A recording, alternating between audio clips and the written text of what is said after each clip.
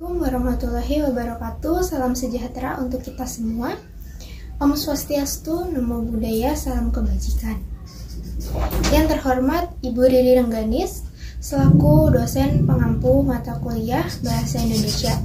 Sebelumnya, perkenalkan saya Dina Fiasya Fitri dari kelas akuntansi 2023G dengan NIM 23080694143. Di sini saya akan menjelaskan tentang proposal saya yang berjudul Analisis Pola Pengeluaran dan Pendapatan antara Mahasiswa Rantau dan Non-Rantau.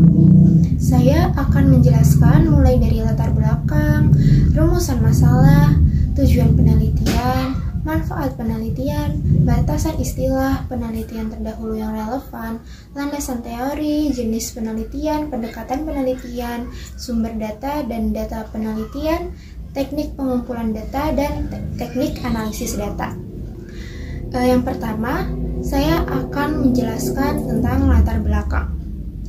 Menurut Kamus Besar Bahasa Indonesia atau KBBI, mahasiswa adalah seseorang yang belajar serta menuntut ilmu pada suatu perguruan tinggi, termasuk dalam struktur pendidikan tertentu dan berada pada jenjang pendidikan tertinggi dibanding dengan yang lainnya. Saat ini ada banyak sekali universitas, politeknik, maupun institusi pendidikan lainnya yang tersebar di seluruh Indonesia. Dan saat ini banyak sekali orang-orang yang berbondong-bondong agar bisa mendapatkan ilmu sebanyak-banyaknya di sana. Mulai dari Sabang sampai dengan Merauke, semua berusaha untuk masuk ke perguruan tinggi yang terbaik di kotanya maupun yang terbaik di Indonesia. Tak sedikit juga mereka akan mengejar mimpi mereka masuk ke perguruan tinggi sampai ke negeri tetangga. Oleh karena itu, banyak mahasiswa yang memilih merantau ke kota ataupun ke negara orang untuk mendapatkan ilmu setinggi mungkin. Apabila dalam istilah merantau adalah atas kemauan sendiri, bukan atas paksaan. Inilah yang menjadi jadi pembeda antara merantau dan migrasi. Merantau dan migrasi itu sama-sama meninggalkan daerah asal untuk maksud dan tujuan tertentu. Mahasiswa tergolong tidak bekerja karena termasuk dalam kelompok tidak bekerja atau pencari kerja atau pengangguran, ataupun kelompok yang sedang bekerja. Mahasiswa itu termasuk pada kelompok yang masih bersekolah dan penerima pendapatan, sehingga mereka tidak mempunyai penghasilan tetap sendiri. Seorang mahasiswa penghasilannya itu berasal dari tunjangan orang tua dan beasiswa bagi mahasiswa penerima beasiswa. Selanjutnya, saya akan menyebutkan rumusan masalah saya. Yang pertama, apakah pendapatan dan pengeluaran mahasiswa rantau dan non-rantau itu sama? Yang kedua, dalam hal apakah perbedaan pengeluaran dan pendapatan antara mahasiswa rantau dan non-rantau? Yang ketiga, mengapa terjadi perbedaan pola antara mahasiswa rantau dan non-rantau? Dan yang keempat, bagaimana cara mengatasi perbedaan pola ini? Selanjutnya, saya akan menyebutkan tujuan penelitian saya. Yang pertama, mengetahui pola pendapatan dan pengeluaran antara mahasiswa rantau dan non-rantau. Yang kedua, mengetahui hal-hal yang terdapat perbedaan pengeluaran dan pendapatan antara mahasiswa rantau dan non-rantau. Yang ketiga, mengetahui penyebab perbedaan pola pengeluaran dan pendapatan antara mahasiswa rantau dan non-rantau. Dan yang keempat, mengetahui cara mengatasi perbedaan pola pengeluaran dan pendapatan antara mahasiswa rantau dan mahasiswa non-rantau.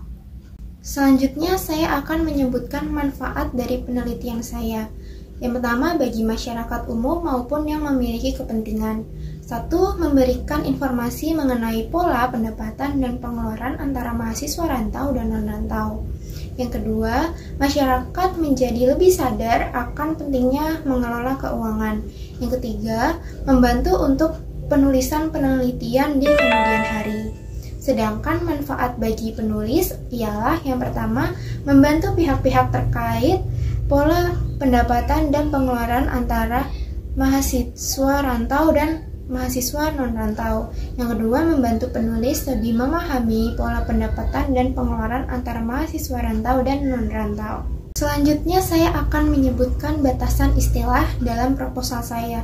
Yang pertama, pendapatan. Pendapatan diartikan sebagai penghasilan yang timbul dari pelaksanaan aktivitas seseorang yang normal dan dikenal dengan sebutan yang berbeda seperti penjualan, penghasilan jasa, bunga, dividen, royalti, dan sewa.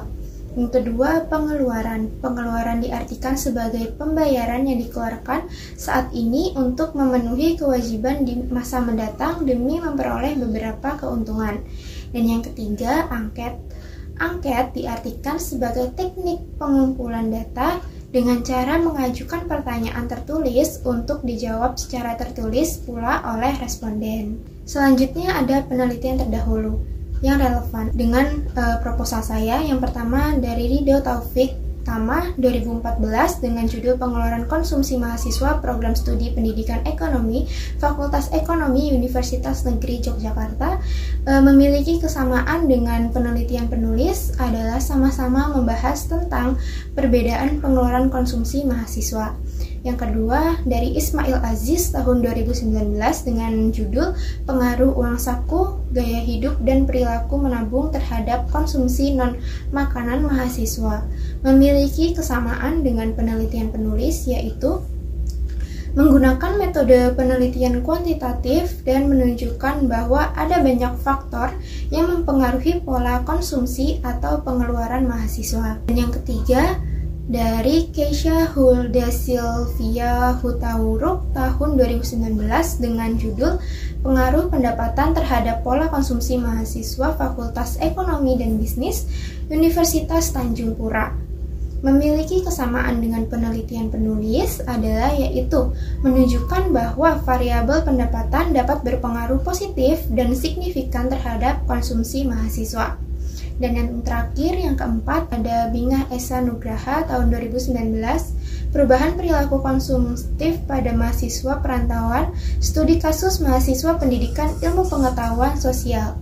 Memiliki kesamaan dengan penelitian penulis adalah penelitian ini sama-sama membahas pola konsumsi atau pengeluaran mahasiswa rantau dan apa saja faktor-faktor yang mempengaruhi.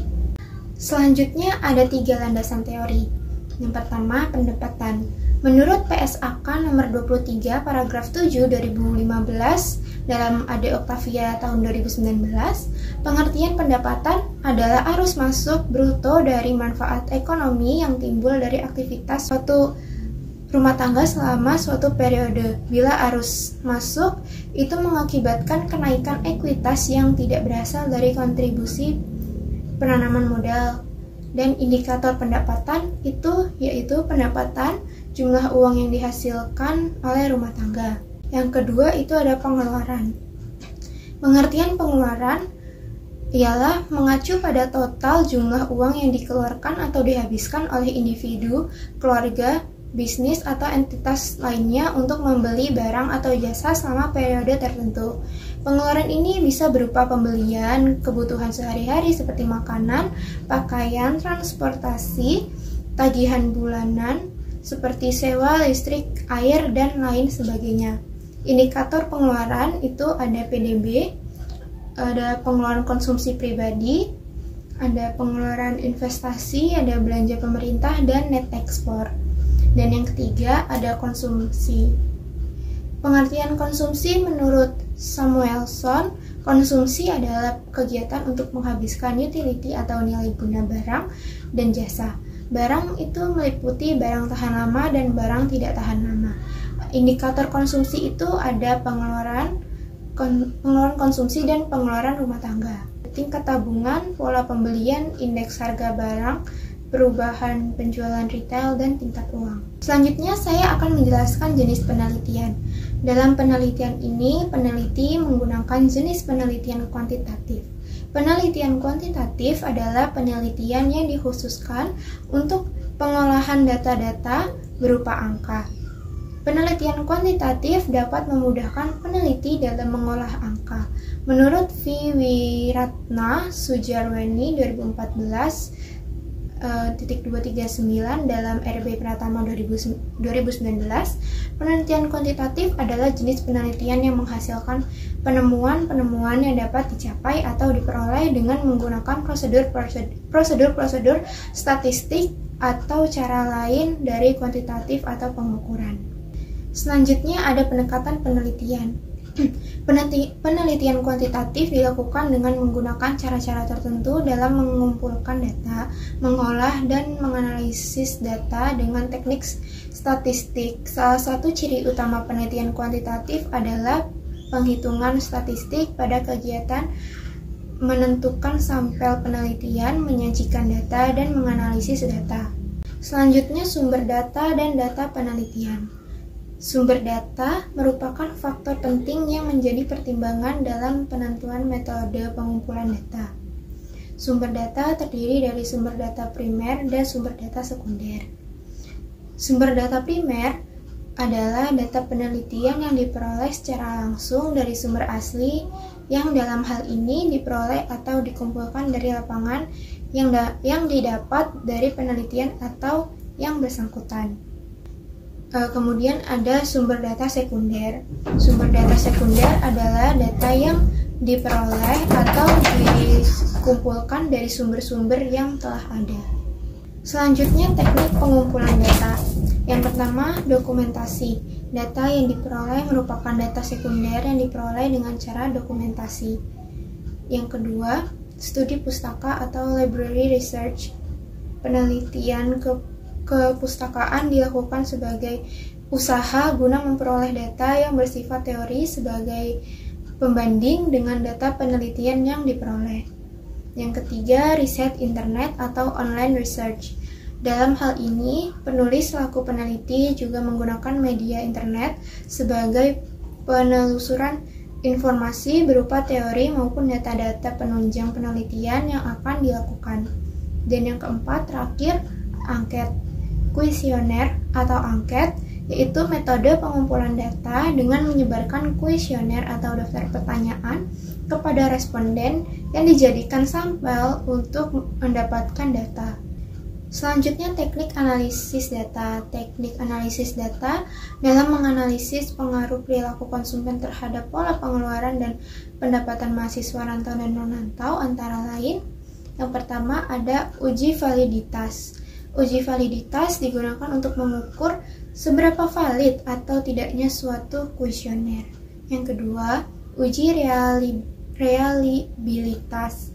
Menurut Sugiono 2016, uji reliabilitas adalah menguji apakah hasil kuesioner dapat dipercaya atau tidak. Yang ketiga, regresi linear. Sederhananya, analisis ini bertujuan mengetahui seberapa besar pengaruh variabel independen terhadap variabel dependen. Sekiranya itu saja yang dapat saya jelaskan terkait proposal saya. Apabila ada kekurangan atau kesalahan, mohon maaf. Terima kasih. Wassalamualaikum warahmatullahi wabarakatuh.